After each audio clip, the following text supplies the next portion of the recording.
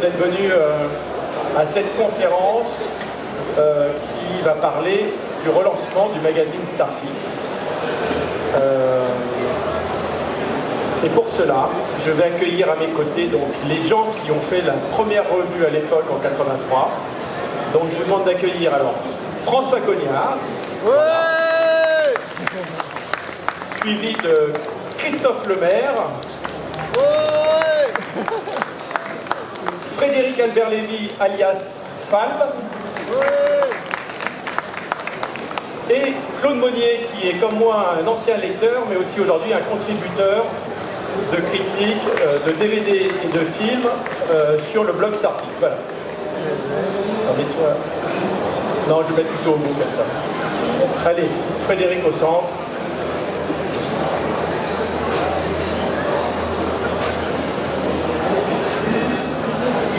Alors Starfix va revenir cette année pour un numéro exceptionnel puisque nous fêtons les 40 ans de cette revue, ce qui ne nous rajeunit pas, nous-mêmes les lecteurs.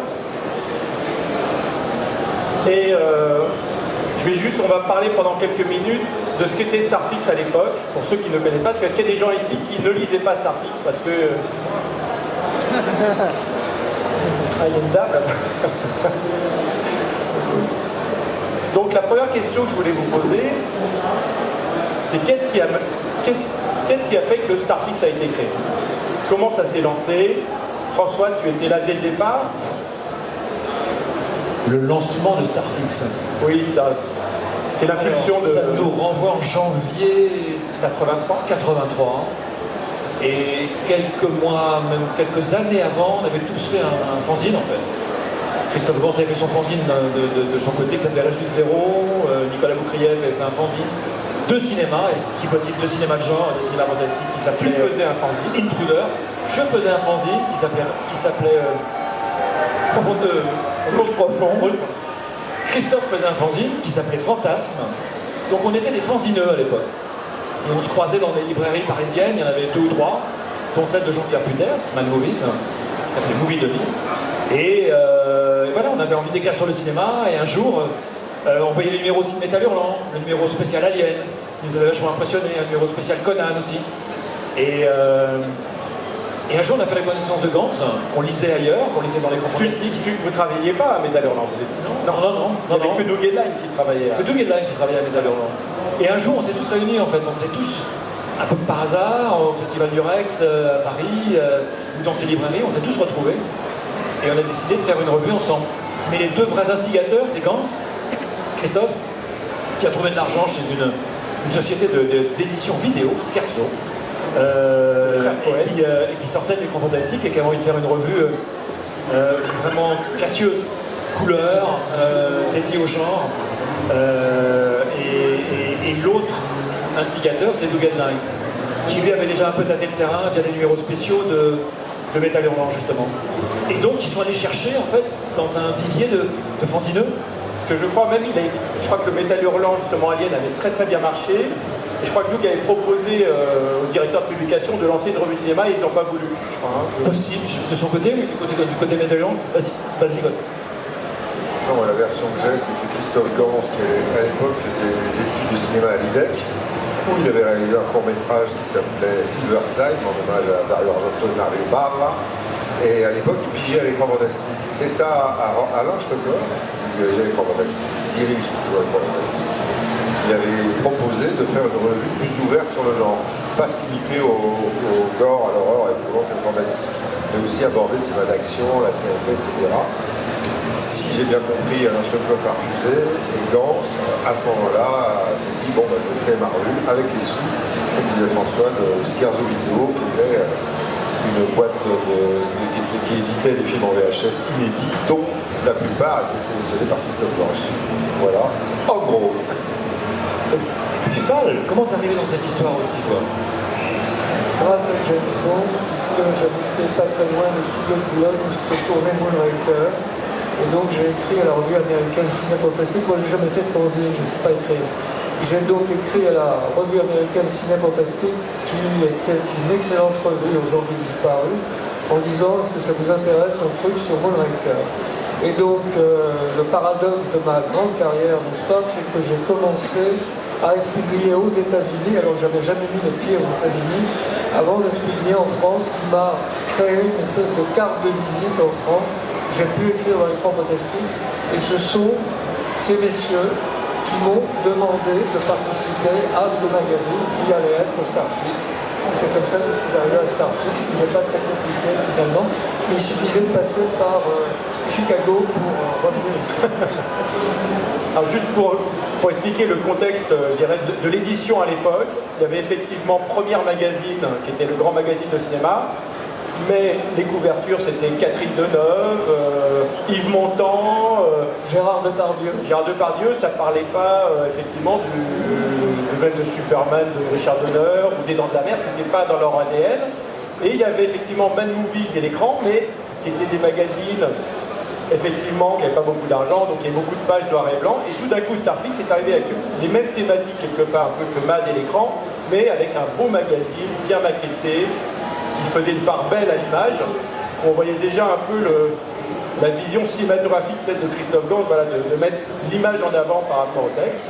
Et c'est ça qui a séduit, je pense, toute notre génération. Hein. Vous êtes d'accord, Claude? Oui, bon, j'ai 52 ans, donc à l'époque j'avais donc 14-15 ans, et c'était vraiment un magazine qui était pour nous une sorte d'oasis, hein, parce que franchement, dans la presse cinéma, bon, c'est vrai qu'il y avait aussi des revues de genre comme Mad Movies et l'écran fantastique, mais quand il s'agissait de parler de films d'action, de thrillers, là on n'en parlait plus. Du coup, non, Starflix ça a été hyper important, et surtout en termes d'écriture. C'était une école d'écriture pour beaucoup de gens, dont moi. C'était vraiment un régal de critiques audacieuses, de critiques drôles souvent. Et ça a été un modèle pour toute une génération qui se sont lancés dans la presse ensuite, ou qui sont devenus cinéastes, comme mettons par exemple Mathieu Kassovitz, hein, c'est un Starflixien, arrêtez. Donc ça a été un magazine qui n'a pas duré longtemps, une dizaine d'années, mais qui a été fulgurant pour toute une génération. Albert Dupontel. C'est vrai, Albert Dupontel. Se revendique beaucoup de Starflix, Dan Coudel, Julie Gaillet. Oui, l'épouse de François Hollande, effectivement. Comme quoi ça mène à tout. Et alors, comment vous résumeriez, on parle effectivement de la plume de Starflix qui était quand même un peu exceptionnelle. C'est quoi l'esprit Starflix, vous qui l'avez créé, François? On était guidé par la passion. C'est tout ce qui importait en fait. Si on ressentait un cinéaste, si on ressentait un univers, certains d'entre nous on n'était pas fans de Star Wars par exemple, donc on n'écrivait pas dessus, mais quand on était fan de James Cameron, on était fan de certains auteurs en particulier qui naissaient à cette époque. Toi par exemple, c'est Verhoeven que Oui, Paul Verhoeven. Oui, moi j'ai découvert Verhoeven, mais qui tournait déjà depuis longtemps, oui, puisqu'il tournait tous ces films hollandais depuis une quinzaine d'années. Oui, mais toi, tu as été carrément, au-delà même de la revue, c'est toi qui as ramené des bobines un peu sous le manteau pour faire découvrir aux Français à Paris. Oui, c'est un cinéaste qui n'était pas représenté en France. Tu étais engagé quand même dans un acte. Voilà. Curieusement, oui. De vouloir faire découvrir ces auteurs. Et quand on a découvert le quatrième homme et puis La chair et le sang surtout, on s'est dit mais il faut se débrouiller pour que toute cette œuvre méconnue soit visible en France. Donc on est allé chercher des copies 35 en bagnole à Rotterdam ou Amsterdam, et on a ramené ça pour faire un festival. Il y avait aussi la découverte des cinéastes australiens à l'époque. C'était génial parce que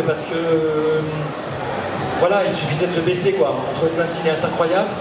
Tu parles de Russell. Je parle plein de gens, de Russell Mulcahy, je parle des frères Cohen, dont les films n'étaient même pas sélectionnés dans une section parallèle canoise, quoi. C'était au marché du film.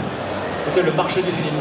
Et en fait, notre cinéphilie, c'était un marché. On y allait et on trouvait voilà, on se penchait vers les trucs qu'on sentait, on goûtait plein de trucs et on essayait de donner envie aux autres d'y aller, quoi. C'était vraiment une cinéphilie sans hiérarchie, sans école préétablie. C'était simplement de l'instinct, du ressenti. Et vous étiez tous quelque part, si j'ai compris aussi, vous aviez chacun votre goût, qui étaient tous assez différents finalement. Et donc ça faisait un magazine assez riche, puisque c'était pas normé sur quelque chose. on pouvait picorer dans plein de styles de cinéma parce que chacun avait son libre arbitre au sein du magazine. Ouais, puis c'était inattendu. Moi, j'adorais le cinéma français des années 30, 40, 50, par exemple. Et j'avais 20 piges, et parler d'Olivier, c'est pas des choses qu'on faisait beaucoup à l'époque avec ce regard-là, quoi, avec ces envies-là. Gans, Doug était un fou de la série B américaine, de western, polar, film noir, les 50. Fred, c'était Bond, et c'était tout un cinéma d'aventure aussi anglais ou des années 60, hein, Mark Robson et compagnie. Et God, c'était le cinéma bis, tous les films qu'on allait voir ensemble dans les salles. Voilà, cinéma italien, les sous James Bond pour le coup, les post-apo et tout ce cinéma populaire qu'on allait dévorer en salle. En fait, on avait une cinéphilie très large et très... Ouais, on était très curieux de tout. Tu étais allé sur le tournage de La Chair et le Sang et de Robocop, de Total Recall. Oui, La Chair et le Sang qui se tournait en Espagne. En Espagne, pas à Almeria, là où se sont tournés tous les westerns italiens, mais près de Madrid. Tu as des anecdotes sur des souvenirs de ce... Ouais, quand on se pointe sur un tournage, on pense toujours que ça va être génial, qu'on va voir les gens à l'œuvre et tout. On ne se doute pas que parfois les gens ne peuvent pas se sentir, qu'il y a un gros malaise, que le réal et l'acteur principal ne sont pas d'accord, qu'ils se font la gueule depuis plusieurs jours, et qu'il y a une ambiance à couper au couteau, quoi. C'était un petit peu ça sur La Chair et le Sang. Donc il faut se faire tout petit, essayer de mater des choses au passage. Mais mon souvenir, c'est Rutger Hauer au volant d'une moto, enfin au guidon d'une moto, juste dans le château de Belmonte, et qui faisait le tour du château, comme ça, sans doute pour un petit peu décompresser. Oui, décompresser. Et ça, c'était assez chouette. Il était dans sa tenue médiévale en plus, donc c'était assez fou. Grand film, super film. Et ensuite, on a enchaîné avec d'autres films de Verhoeven, avec Robocop. En fait, c'était génial parce que on était suivis par les cinéastes eux-mêmes qui évoluaient tout de suite dans une direction qui nous plaisait. Quand on a appris que Verhoeven faisait Robocop, c'était étonnant. C'est exactement ce qu'il faut qu'il fasse, un truc de SF qui parte aux États-Unis dans ces conditions-là et qui fasse ça. Donc ça nous confortait et on continuait. Puis je suis allé plus tard, oui, sur le tournage de Total Recall, dans un gros studio à Mexico City. Et une belle photo avec Arnold. Ouais, Arnie. Mais c'était ça, c'était cette simultanéité entre notre culture du cinéma et la mutation de ces cinéastes européens qui partaient vers les États-Unis, qui se révélaient là-bas. Et de voir Verhoeven devenir un réalisateur mainstream aujourd'hui, ça te fait penser. Ce qui est fort, c'est qu'il est à la fois mainstream, mais il est resté aussi provocateur, il est resté aussi un cinéaste sulfureux, toujours. Il a toujours ces personnages d'héroïne à la fois très fortes et très manipulatrices. Et surtout, il a trouvé des capitaux monstrueux aux États-Unis pour faire ses visions de science-fiction. Mais c'était pas un littéraire à la base, Verhoeven, c'était un ingénieur, c'était un mathématicien.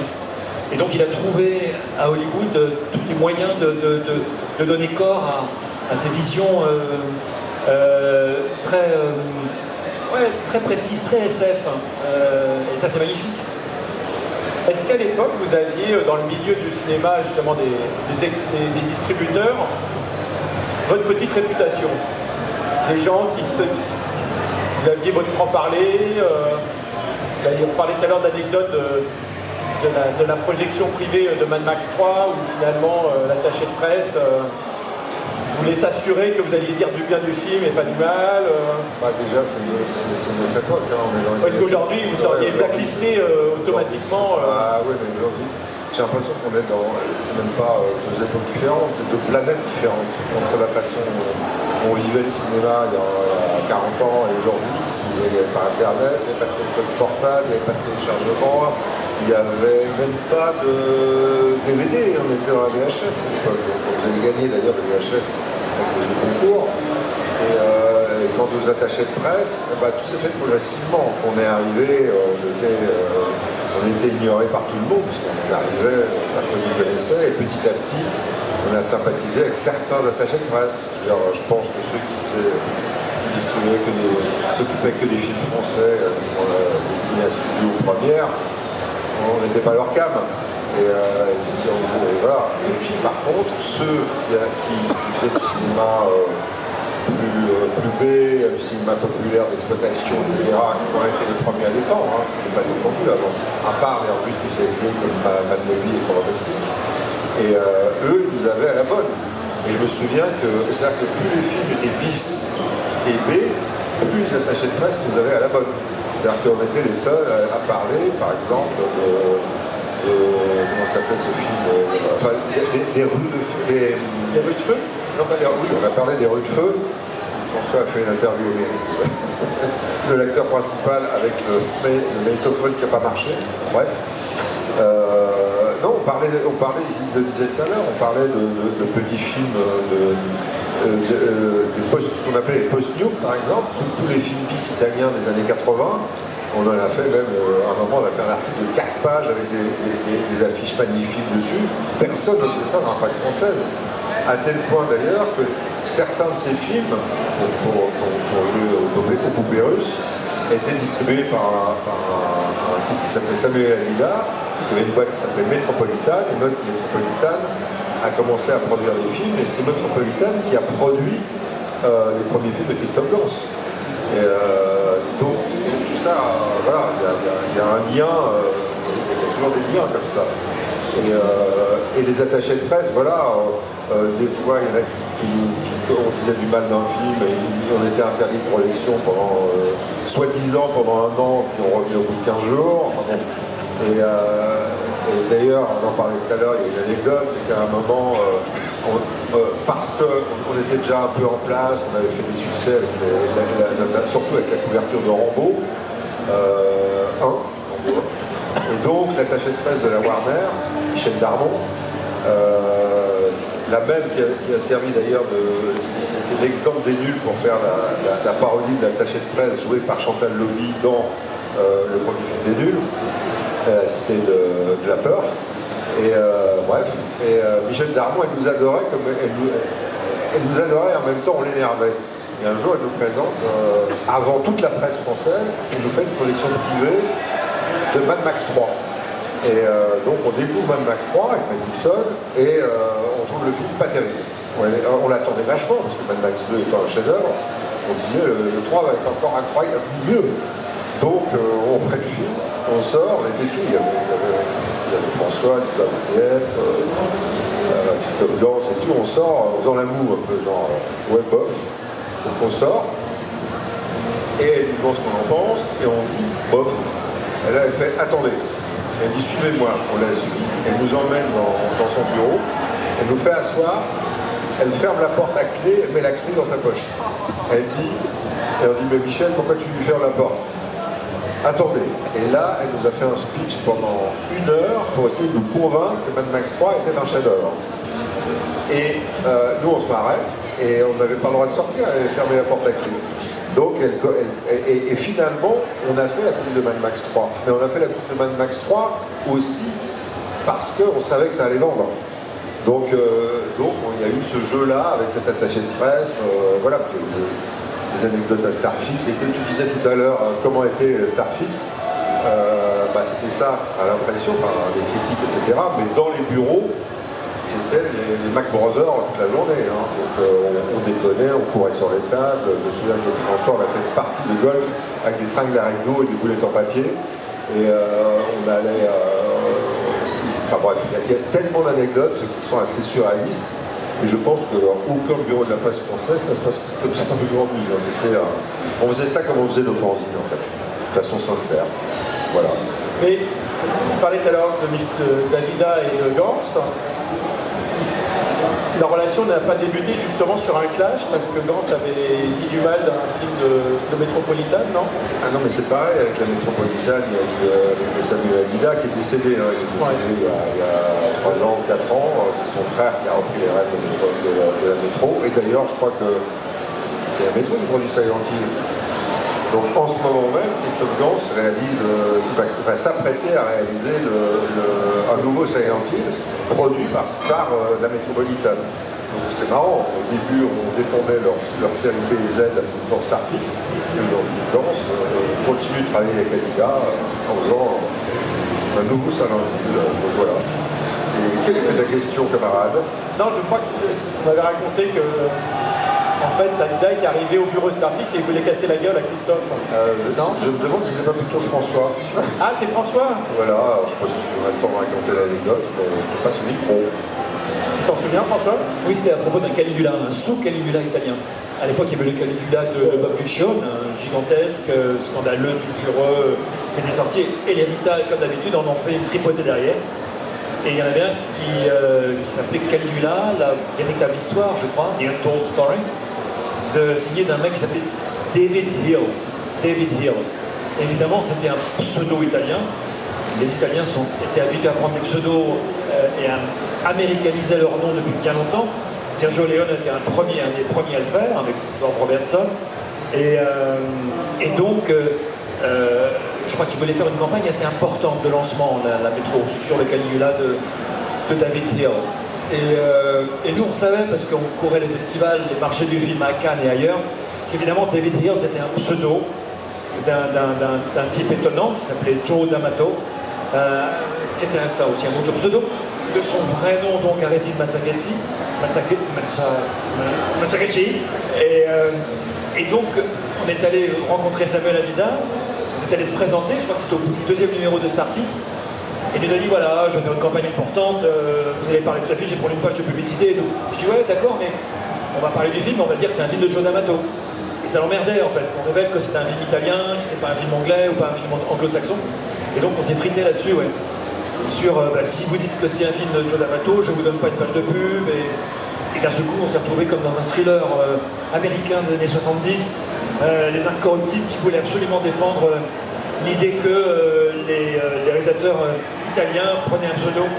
Et je crois qu'il a pris une page de pub et que j'ai dit que c'était un film de Joe D'Amato, ce qui n'avait pas grande importance, mais c'était notre implication à ce point délirante dans le cinéma qu'on aimait. Ouais. Il y a eu des hauts et des bas à Starfix. Hein.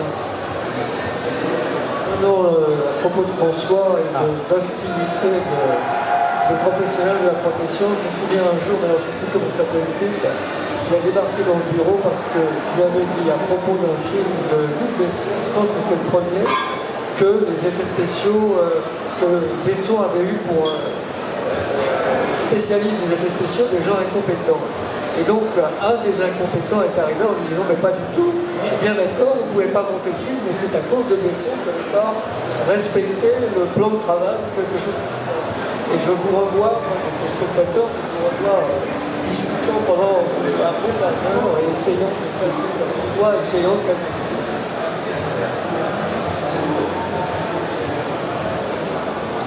Oui, je posais la question, c'est quoi les coups qui ont le mieux marché et celles qui ont moins bien marché sur... Mad Max 3 était le plus grand succès de Starfix. Ah, c'est vrai? 150 000 exemplaires vendus.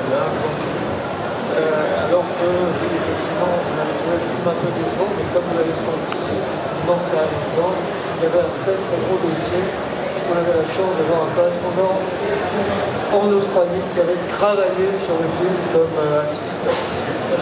Qu'est-ce que vous pensez de Mad Max 3 aujourd'hui? Je crois que Christophe Gans l'a réévalué. Moi, je parle. Il n'est pas si mal en fait. Hein. C'est vrai qu'à l'époque on était déçus, mais il n'est pas si mal en réalité. Par rapport à certains films d'aujourd'hui, en fait, il est effectivement. Donc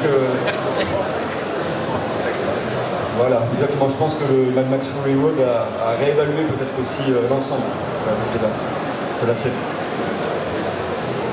Et toi, Claude, en tant qu'ancien lecteur, qu'est-ce que cette revue t'apportait qui finalement tu as un esprit que tu ne trouves plus aujourd'hui Alors, moi, elle m'apportait carrément des phrases toutes faites pour mes dissertations. Je me rappelle que c'était tellement bien écrit, les tournures de ces messieurs, je remercie d'ailleurs, que parfois je piquais certains bouts de paragraphes pour mettre dans mes dissertations de français.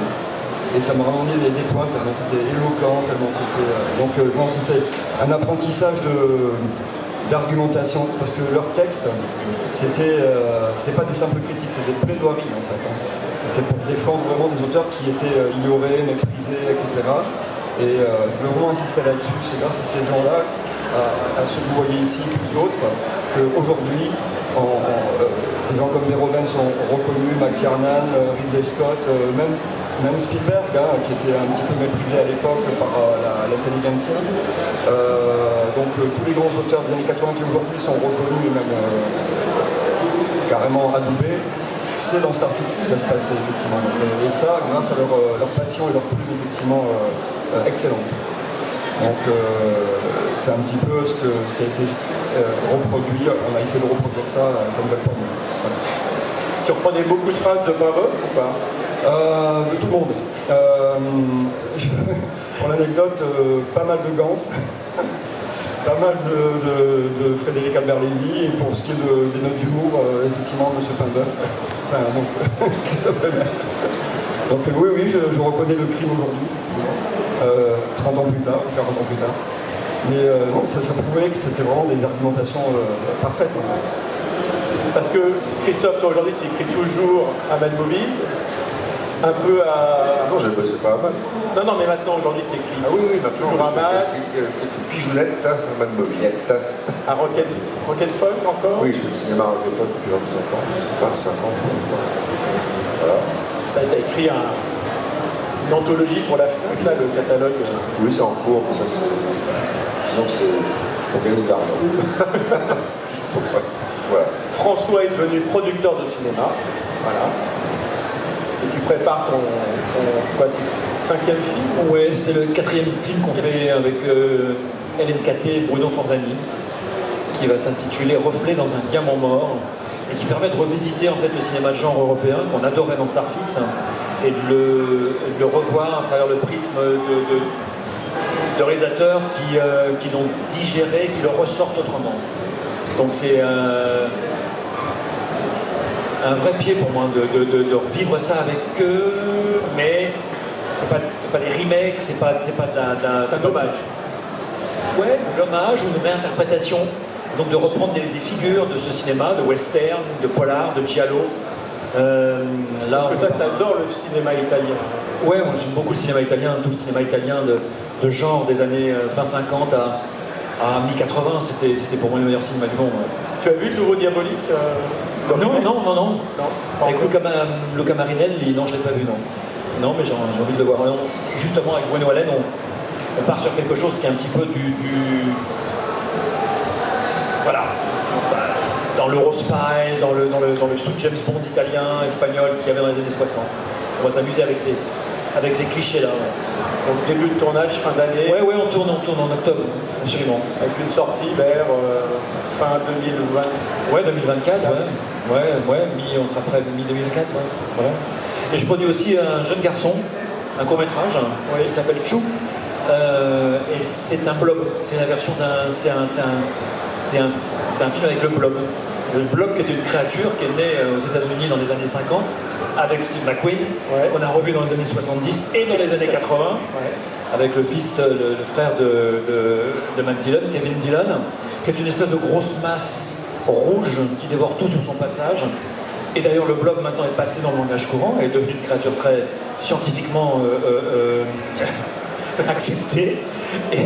Et donc là, on va faire ça avec ce garçon qui est très doué, qui a beaucoup d'idées, et on va faire un vrai film de créature en France, ouais. C'est un court, mais ton idée, c'est d'en faire un long métrage après Pourquoi pas, ouais, pourquoi pas. Mais j'aime bien aussi aller vers des jeunes cinéastes, voilà, pour justement revenir à cette envie qu'on avait à l'époque de Starfix de découvrir des nouveaux cinéastes. Parce que Nicolas Boukrieff et Christophe Gans sont pas là, parce que bon, effectivement, Christophe Gans, il est à l'étranger, je ne sais pas dans quel pays pour préparer son dans un pays de l'Est, je crois qu'il est en Bulgarie ou en Hongrie, pour faire un reboot de Silent Hill. Retour à Silent Hill. Un retour à Silent Hill. Et Nicolas Boukrieff vient juste de... Avec Vincent Lindon, qui s'intitule pour l'instant Comme un garçon. Et qu'il a tourné là, dans la banlieue parisienne, et dans Paris il y a environ 2 ou 3 mois. Il a fini le tournage il y a 10 jours. Ouais, c'est ça. Et là il est en montage. Il est en montage. Frédéric, lui, je crois que tu as repris la direction du magazine du club James Bond, puisqu'il est passionné par cette tête de lumière. Le meilleur écrivain sur James Bond, le voici. Non, enfin bon, c'est une de mes activités par le temps d'autre, mais si donc je cite une de mes activités, c'est qu'enfin, il m'a fallu 50 ans, mais j'arriverai à sous-titrer des films. J'en rêvais depuis l'âge de 15 ans.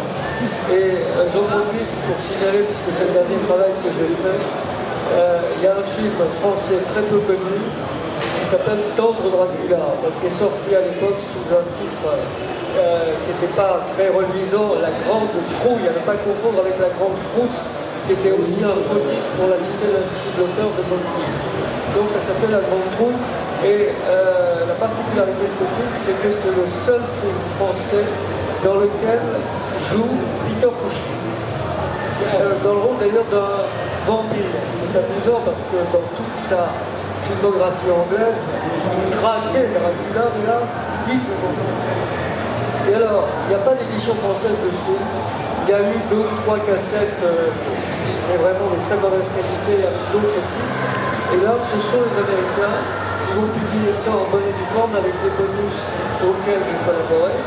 Et il n'y a toujours pas d'édition française qui est prévue. Enfin, ça va sortir donc dans 1 ou 2 mois sous le titre Tendre Dracula. Et pour finir, je veux dire que j'ai été très ému de voir à quel point le réalisateur, qui est toujours vivant, qui est très vieux, Pierre Goldstein, a été ému parce qu'il nous a dit « Est-ce que vous pouvez, dans le générique, restituer le titre Tendre Dracula ?» parce que le générique c'était La Grande Trouille, et on lui a refait le carton Tendre Dracula, et j'ai rarement vu quelqu'un aussi ému et aussi touché de voir à l'âge qu'il a, c'est-à-dire 85 ans passés, enfin la justice rétablie pour son film.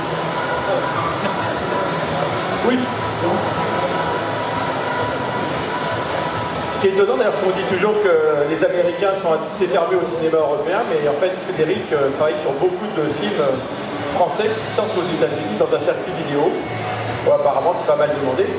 Mais à l'époque, on buvait leurs paroles et quand ils nous disaient d'aller voir un film, moi, après le merveilleux hors-série Gwendoline, je me suis précipité au cinéma voir ce film.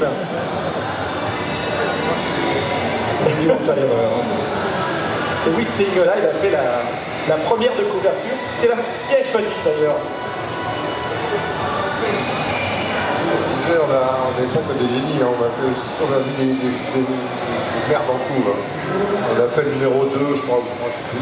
C'était Staying Alive, donc la suite de la fièvre du samedi soir, réalisée par Stallone et jouée par John Travolta, qui est un énorme nanar. Et des fois, on n'a pas le temps de se concerter. Là, je crois que c'était Boogie Line, semble-t-il. Balançons. Que je dénonce ici, puisqu'il n'est pas là, qui avait adoré le film, et ça nous est arrivé plein de fois. Et quand le magazine sort, on va voir le film, on dit mais t'as pété un câble, ou quoi, tu vois. Ça nous est arrivé aussi avec Nicolas Poupiev, qui est sorti de la production, qui avait suivi La Lune dans le caniveau. voilà, qui avait été le premier en France, on lui avait fait la projo de La Lune dans le caniveau, le film de Bellex, le film passe à Cannes. Et là, Gans découvre le film. Alors, il avait fait 6 pages ou 8 pages dans Starfix. Là, Gans découvre le film à Cannes. Le film se fait d'ailleurs huer à Cannes. Tout le monde le déteste, y compris Gans. Et Gans voit ça, il devient fou. Il commence à chercher Nicolas Briève dans tout Cannes, qui était planqué dans à voir un film bis au marché du film. Et il le retrouve. On m'a raconté ça, je n'étais pas là. Il rentre. Et puis la scène était bombée. Il voit Nicolas, il fait « Toi, dès que tu sors, faut qu'on se parle !» Et puis il sort, et puis voilà, donc après, oui, on a défendu, je sais pas, aujourd'hui je trouve le film un peu culte, mais avec le recul, Highlander, qu'on avait adoré à l'époque, c'est très très marqué, 80, dans le sens. Voilà, après il y a l'IBM, c'était très bien ça. Des fois on regarde Starfix et on se dit, oh putain, comment on a défendu cette merde. Oui, mais vous avez fait la couve sur Razorback, la couve sur Rogue Hour, comment ça s'appelait là, Stitcher qui était... Oui, bien sûr. Après, on a fait... Oui, Jack Burton aussi. Ça, c'était une sacrée pub. Jack Burton. Oui, Jack Burton, non, mais c'est la deuxième. Je ne vais pas dire qu'on a fait... Non, c'est arrivé de faire des erreurs, mais bon, c'est pas grave. Et à cette époque-là, un magazine comme Télérama, justement, se foutait ouvertement de tous ces films. Les Dents de la Mer, c'était Mange mon gros requin. Superman de Donner, c'était Superman vole bien haut, le film vole bien bas. Enfin, voilà, ils n'essayaient même pas de comprendre les films, parce que c'était des thématiques moins sérieuses, plus futiles, plus enfantines, donc ils dézinguaient à tour de bras. Bah oui, nous on défendait Clint Eastwood, et eux ils le défendent depuis seulement une dizaine d'années. Bon, avant ils cassaient Clint Eastwood, mais bon, on a fait Dirty Harry, oui, couverture je crois. Et à l'époque, on avait Rama Crochet, pas tout Clint Eastwood, mais Crochet, Dirty Harry, je sais pas quoi, mais bon, Le retour le temps a de passé, je suis abonné à Télérama. Enfin, je viens de me désabonner en fait. Mais bon, voilà. Inspecteur Harry, c'était le numéro 3, effectivement. C'est pas. Voilà. Bon, et donc on revient donc cette année avec une sorte de numéro spécial 40e anniversaire, puisque moi j'ai vraiment une affection pour ce magazine et j'essaye toujours de le maintenir quelque part en vie par rapport à tous les gens qui ont suivi. C'est pour ça qu'on a fait le livre en 2016 ensemble, où on avait repris des anciens articles, où ils avaient commencé un peu à écrire. Et puis là, avec les jeunes de chez Kaorein qui a site internet, il y en a un qui venait vraiment depuis 4 ans me pousser à vouloir relancer ça. Et donc on s'est réunis l'année dernière avec toute l'équipe en leur proposant est-ce que ça vous intéresserait de réécrire sur le cinéma d'aujourd'hui par passion uniquement, plus faire de critique parce que de toute façon, si c'est un annuel, c'est pas faisable. Et puis de toute façon, aujourd'hui, si vous avez envie de faire du mal d'un film, c'est pas possible parce qu'après vous devenez blacklisté. Et donc l'idée c'était plutôt de parler du cinéma et d'une manière passionnée et de défendre chacun un type de cinéma que l'on aime et qu'on ne parle pas forcément aujourd'hui. Et je me rappellerai toujours de Fall après la première réunion qui me dit c'est incroyable. Ils ont tous entre 55 et 65 ans et j'ai l'impression de voir 6 gamins de 18 ans sortir d'une salle de cinéma et d'être aussi passionnés. Et à partir de là, ils se sont lancés dans l'écriture et aujourd'hui, on vient vous présenter le projet. Et d'ailleurs, je vais appeler Guillaume, qui va nous rejoindre, qui est l'éditeur maintenant de cette revue. On va dire merci. Merci Bonjour. Claude. Donc Guillaume le disait, qui est un éditeur de livres sous format crowdfunding, c'est ça? Oui, beaucoup, oui.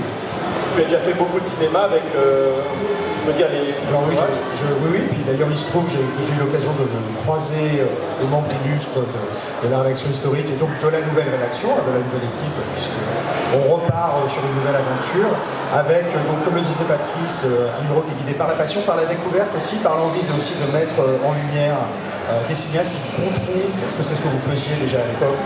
Et donc il y a, alors ça peut être des gens qui sont déjà, par exemple Christophe Gans s'est pris de passion pour RRR, le film de S.S. Rajamouli, le film indien qui a eu l'Oscar de la meilleure chanson. Il voulait absolument rencontrer Rajamouli, et donc il y a une très belle interview, un très bel entretien entre Christophe et Rajamouli dans le nouveau numéro. Et je te coupe, quand il a dit ça, moi je me suis dit c'est foutu, on l'aura jamais. Parce que Rajamouli c'est quand même en Inde, c'est le Spielberg indien. Et il avait déjà commencé à exploser aux États-Unis parce que RRR était sur le Netflix américain. Et je me suis dit, on n'aura jamais Rajamouli et notre ami Romain a réussi à le choper et c'est incroyable. Tout à fait, parce que nous, ici on en parle comme, ici aux États-Unis on en parle comme du Spielberg indien, mais en Inde c'est vraiment Spielberg en fait. Ah ouais. Et donc oui, c'est vrai qu'il commence à être découvert, moins en France, la sortie du film a été confidentielle, mais aux États-Unis effectivement c'est repéré. Mais oui, l'Oscar, le Golden Globe, c'est la même chose. Voilà, et puis d'autres cinéastes qui sont plus jeunes, même qui sont même en train de faire même des courts-métrages, ou des jeunes réalisatrices et des jeunes réalisateurs avec lesquels il faudra compter. Alors, non, toi c'est plutôt des gens dont on est sûr, dont tu parles, toi, oui, non, mais dans la nouvelle revue. Et donc il y a deux grands dossiers principaux qui correspondent aussi aux deux couvertures qu'on propose. Donc c'est un numéro qui aura deux couvertures que vous pouvez aller voir, que vous trouvez très facilement en ce moment. L'une consacrée à Indiana Jones, avec un grand dossier sur Indiana Jones, qui comprend sur l'histoire de la saga, qui comprend notamment une très belle interview de Lucas, producteur, qui a toujours été assez distrait, alors qu'il est vraiment à l'origine de la création du personnage et qu'il a produit les 3 premiers films. Donc Lucas n'est pas impliqué sur Indiana Jones, puisqu'il ne produit plus, mais c'est très intéressant avec le recul d'avoir ce... En fait, ce qui se passe, c'est qu'au moment des sorties d'Indiana Jones, Lucas était toujours dans l'interview, mais la réalité, c'est que les magazines ne peuvent pas faire 60 pages sur le... Et donc, on regardait toujours soit Ford, soit Spielberg. Exactement. Voilà. Et Lucas, et dans les archives de Starfix, il y avait cette interview de Lucas qui était là, que j'ai lu et que j'ai trouvé passionnant parce qu'en fait, effectivement, on liait très rarement des interviews de Lucas sur la sortie des films, parce qu'elle était toujours oblitérée. Et elle est vraiment intéressante parce qu'on a le point de vue de Lucas. Et, voilà. Et on reprend une interview de Spielberg aussi. Exactement l'interview de l'époque. Et puis Frédéric nous explique pourquoi, selon lui, Mangold est le meilleur choix pour réaliser le... Est-ce que tu peux nous en dire quelques mots? Mangold est intéressant parce que, en 2 mots, mais pas plus de 2 mots, parce que sinon ce sera plus la peine de lire ma prose. Non, pour ceux qui connaissent Mangold, il y a toujours un truc intéressant, c'est que tous les héros de ces films ont quelque chose qui ne va pas. Bon, si on regarde par exemple 3h10 pour Yuma, pour donner uniquement cet exemple, vous avez le personnage central qui boite, avec une surprise à la fin d'ailleurs parce qu'il a reçu une balle dans le pied, mais on apprend que c'est lui-même qui s'est envoyé la balle dans le pied alors qu'il passe pour un héros. Mais alors ce qui est intéressant, c'est que cette insuffisance du personnage est toujours compensée par une espèce de transmission psychique à un autre personnage. Donc pour finir avec 3h10 pour Yuma, le bon ne peut pas aller jusqu'au bout, mais paradoxalement c'est le méchant qui termine la mission du bon à la fin. Et alors pourquoi, a priori, on peut penser que Mangold est intéressant, c'est parce que Harrison Ford va bien, mais il y a quand même plus tard son âge. Bon. Et j'attends avec intérêt de voir comment la question de la transmission va être résolue dans ce film, puisqu'elle n'a pas été résolue dans le précédent, dans le numéro 4, où on avait, c'est pas moi qui dis ça, c'est beaucoup de critiques qui l'ont dit à juste titre, un mépris scandaleux pour la jeunesse, puisque je ne sais pas si vous vous souvenez de la fin d'Indiana Jones 4, mais le fils d'Indiana Jones fait mine de vouloir attraper le chapeau du père, et non, pas question que le fils reprenne le chapeau du père, le chapeau doit rester sur la tête du père. J'ai trouvé ça d'un conservatisme scandaleux. J'espère qu'avec Mangold, on passera à quelque chose d'autre. Rien à ajouter sur le Non, en tout cas, il paraît que les premières projections aux États-Unis j'ai entendu ça, pas des films en entier, mais des 20 minutes, etc. Toi, tu as vu 6 minutes, c'est ça? Hein? Ah, t'as vu combien? Tu es sous embargo. Sous embargo. Ah ouais, voilà. Alors, le numéro sortira d'ailleurs début juin, peu avant la sortie d'Indiana Jones au cinéma, quelques semaines après, un peu de temps après la projection à Cannes. Donc il y a aussi donc, ce grand dossier autour de RRR. Il y a beaucoup de projecteurs sur des cinéastes, des réalisatrices et des réalisateurs coup de cœur. Il y a notamment Manetti, c'est ce réalisateur italien qui a fait un film qui est sorti de façon assez discrète par Metropolitan d'ailleurs, je crois. Le film Freaks Out, je crois que c'est Metropolitan qui l'a sorti en France, qui est un film de super-héros dans un cirque, pour dire les choses de façon un peu sommaire. D'ailleurs, c'est Christophe aussi qui a C'est Christophe Gans qui a fait. Oui, qui a aussi mené une interview avec le réalisateur.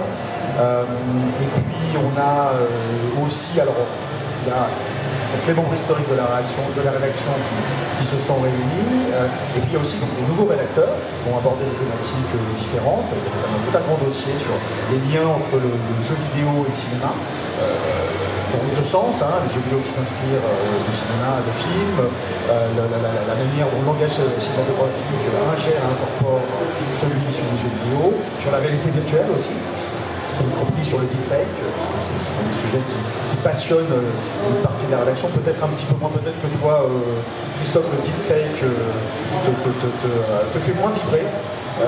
Mais cela étant, le retour de Robert Pinboeuf va se faire avec l'assistance de la connerie artificielle. Oui, j'ai appris ça. Oui. Avec ChatGPT, c'est ça? Non, pas avec ChatGPT, avec Midjourney, c'est-à-dire qu'on a les brèves de Robert Pinboeuf étant assez difficiles à illustrer avec des photos existantes, et ben, on a décidé de demander. J'ai pas encore vu, mais on est encore dans l'intelligence artificielle, il y a une phase d'apprentissage. Le moteur résiste un peu à la logique de Robert Pinboeuf. Il va falloir. On est en phase d'apprentissage. On est en train d'apprendre. il faut savoir que s'il y a un prochain Starbucks, ce sera plus personne de nous. Non, Ça c'est fait pareil. uniquement pour les illustrations. Ah non, ça, je pense pas que par rapport à ce que disait Claude sur la qualité de rédaction tout à l'heure, je ne crois pas. Il me semblerait assez illusoire que même dans sa version 5 ou 6, ChatGPT arrive à faire. Ce sera le combat 10%. futur entre nous. Non, mais comme ça fait écho effectivement à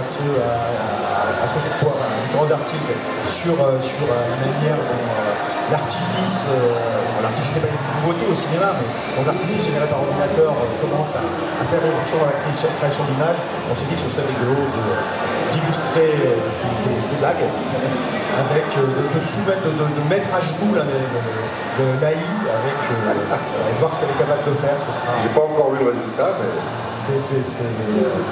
On peut dire que François reprend. Et François et Dan Brady, qui était donc le pseudonyme. On lui met la pression à François. Oui, avec des photos dures à croire, mais pourtant bien réelles. Voilà. Alors, voilà. pour le moment, Activiste artificiel. voilà.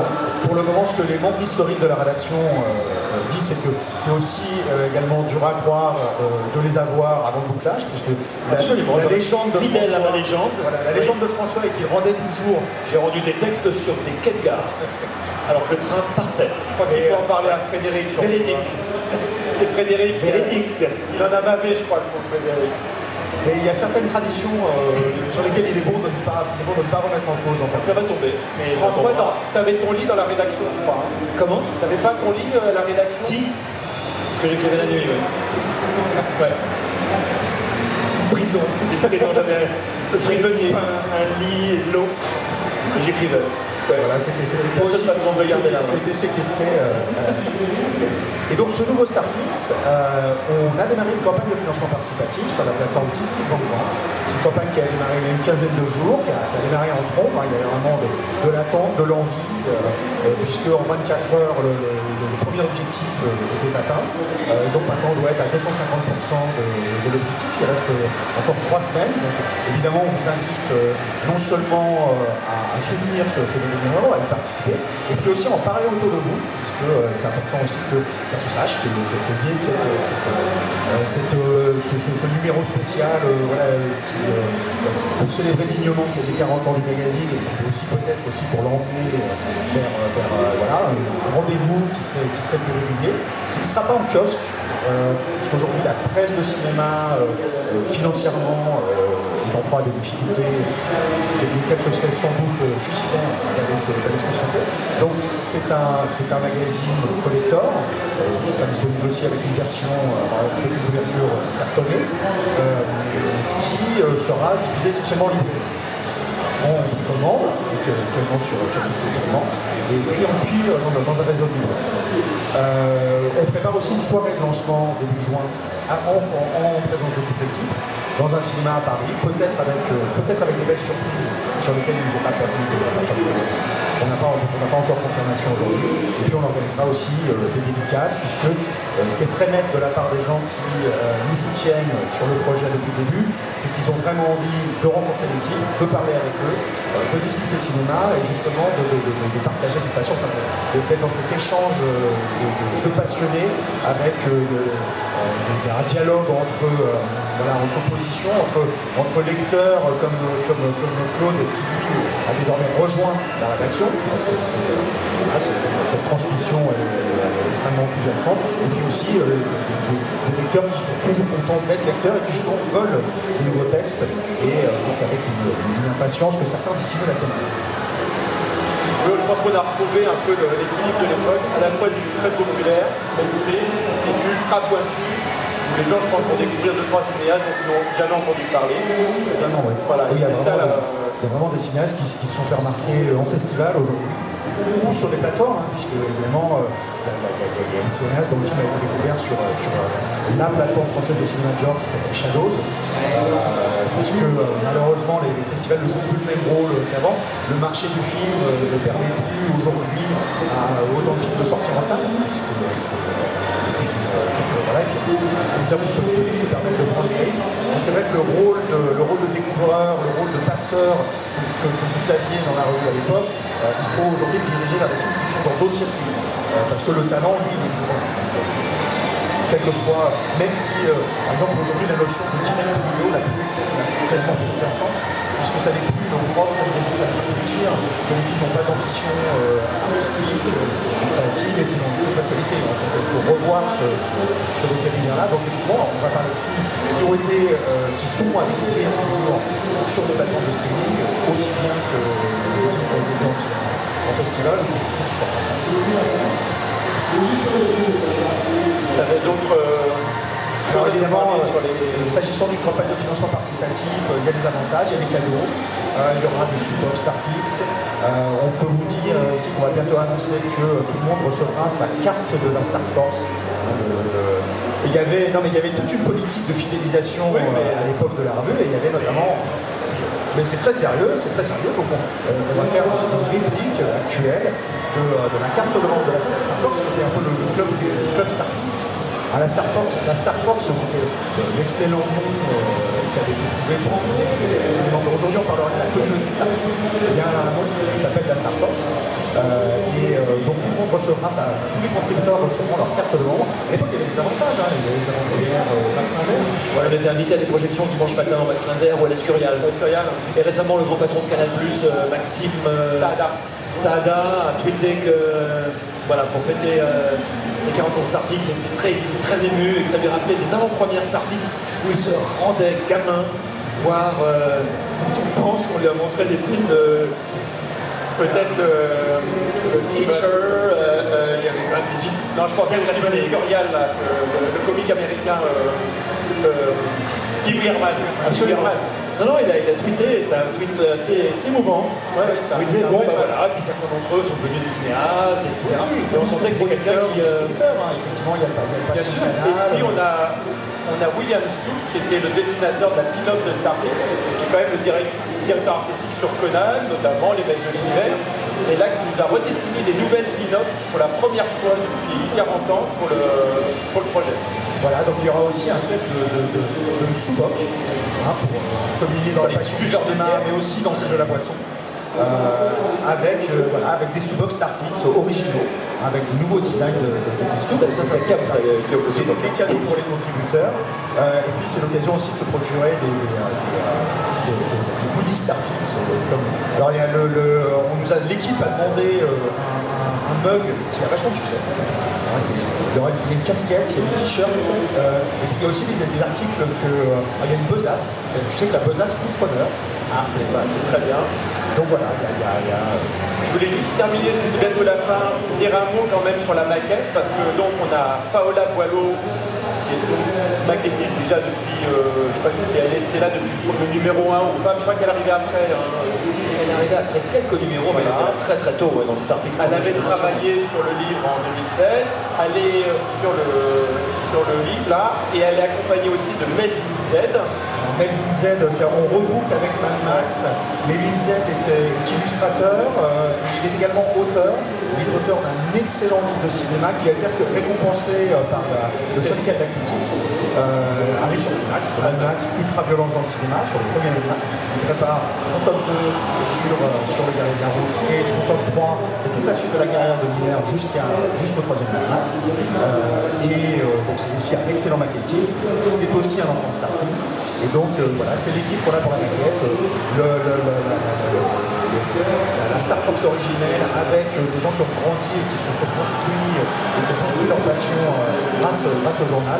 Donc ça c'est une équipe de la maquette qui vise à retrouver cet esprit-là en modernisant l'esprit très visuel et très graphique qu'il y avait dans la revue au standard actuel des auditeurs aujourd'hui. pour avoir édité le magazine dans les années fin 90-2000, je pense que cette nouvelle itération est peut-être celle dont je suis le plus fier. Voilà. Je suis très très fier de ce qui arrive.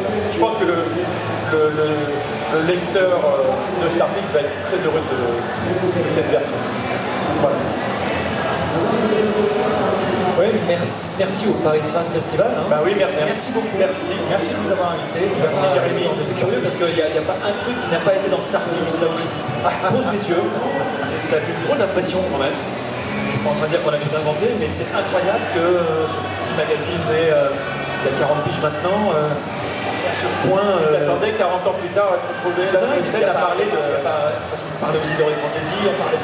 C'est étonnant. Voilà, donc merci, c'est assez émouvant d'être là. Merci à toi, hein, merci à vous. Merci.